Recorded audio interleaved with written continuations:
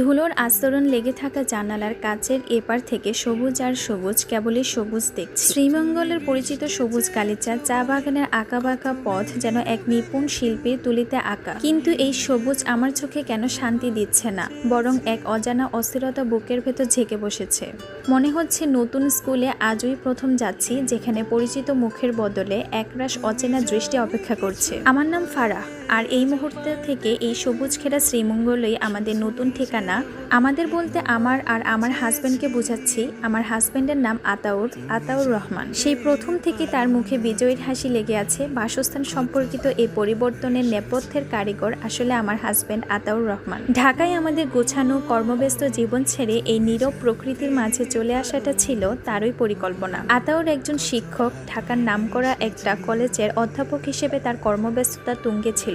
নিত্যদিনের যানজট, পড়ালেখার চাপ আর শহরের দম বন্ধ করা পরিবেশ তাকে হাঁপিয়ে তুলছিল।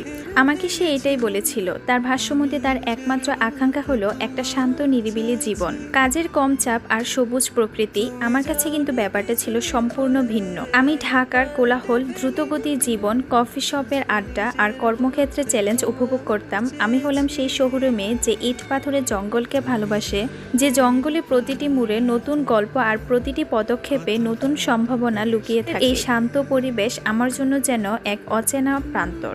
নতুন বাড়িটা তোমার কেমন লাগছে ফারাহ? আতাউরের কণ্ঠস্বর আমার চিন্তাকে বাধা দিল। তার চোখে আনন্দের ঝলক। এই ঝলকটা আমি আগেও দেখেছি। যখন সে কোনো কিছু নিয়ে ভীষণ নিশ্চিত থাকে অথবা বড় কোনো পরিকল্পনা সফল করার পথে থাকে, তখন তার চোখে এই ঝলকটা দেখা যায়। জানালার কাছ থেকে চোখ সরিয়ে ঘরের দিকে তাকালাম। বিশাল বাড়ি, ঠিক যেমনটা আমি চেয়েছিলাম। শহর ছাড়ার আগে আতাউরকে একটা শর্ত দিয়েছিলাম, যদি আমাদেরকে শান্ত জীবনের জন্য শহর ছাড়তেই হয়, তবে বাড়িটা আমার পছন্দ হতে হবে। এমন বাড়ি যা আমি নিজের হাতে সাজাতে পারবো, যেখানে আমার নিজস্ব একটা জগৎ থাকবে। বিনা বাক্যে আতাউর আমার শর্ত মেনে নিয়েছিল। মাসখানেক ধরে শ্রীমঙ্গলে এসে সে একাই তন্ন তন্ন করে খুঁজেছে এই বাড়ি, আর শেষ পর্যন্ত খুঁজেও পেয়েছে। দোতলা এই বাড়িটা বেশ পুরনো হলেও এর স্থাপত্য শৈলীতে এক ধরনের আভিজাত্য আছে। চারপাশে ফুলের গাছ আর পেছনে এক বিশাল খোলা মাঠ, যা সরাসরি একটা ছোট চা বাগানের দিকে মুখ করে আছে।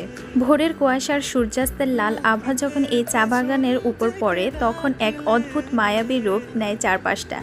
নির্জনতা যেন এখানে জীবন্ত। অনেক সুন্দর, আমি নিচু স্বরে বললাম, ঠিক যেমনটা চেয়েছিলাম। আতাউর আমার পাশে এসে দাঁড়ালো। তার হাতের উষ্ণ স্পর্শ আমার কাঁধে অনুভব করলাম। তাহলে আর চিন্তা কি, এখন শুধু গুছিয়ে নেওয়া বাকি। গুছিয়ে নেওয়া? আমি ঠোঁট উল্টে বললাম, মনে হচ্ছে সারা জীবন লাগবে। চারপাশে ছড়ানো বাক্সগুলোর দিকে ইঙ্গিত করলাম। আমাদের ঢাকা